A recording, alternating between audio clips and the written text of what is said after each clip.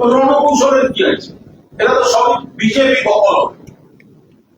মুখে এনসিপিআই বলুক বা এখানে যারা পুলিশ বলুক, আলটিমেটলি তো এগুলো বিজেপি দালালি করতে গেছে, বিজেপির দয়ায় এরা থেকে যাচ্ছে।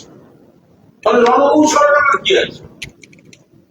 বিজেপি আশ্রয় নিয়ে জনপ্রতিনিধিত্ব, কেউ এমএলএ, কেউ এমপি, এগুলো বাঁচাবার চেষ্টা করছে।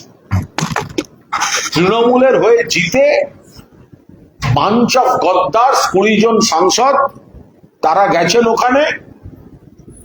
তো ওখানে কি আছে? বাঞ্চ অফ গদ্দার্স ওখানে গেছেন, বিজেপি নেতাদের সঙ্গেই বৈঠক করে গেছেন, আবার বিজেপি নেতা বাংলার মুখ্যমন্ত্রী তাদের সঙ্গেই বসবে। নতুন কি আছে এর মধ্যে? নতুন কিচ্ছু নেই।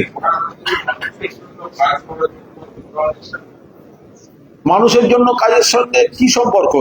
এমপির কাজ কি? এমপির কাজ কোনো বিরোধী বলে কোনো এমপি থাকবে না? এটা কোনো কাজের কথা হলো? যদি সৎ সাহস থাকতো মমতা বন্দ্যোপাধ্যায়ের সামনে গিয়ে দেখা করে প্রণাম করে বলে আসতে পারত।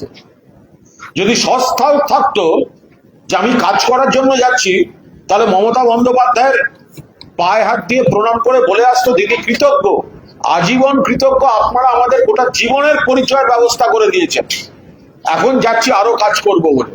মুখ দেখাবার নৈতিক সাহসটাও এদের নেই। কিসের কাজ করবে?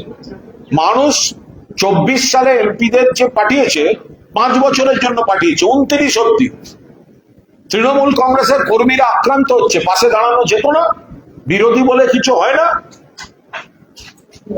বিরোধী তো সব জায়গায়, সব দল থাকতেই পারে বিরোধী। এরা নানা অঙ্কে ক্ষমতার কাছাকাছি থাকতে চাই, ক্ষমতার কাছাকাছি থাকতে চাই, সেই কারণে গেছে।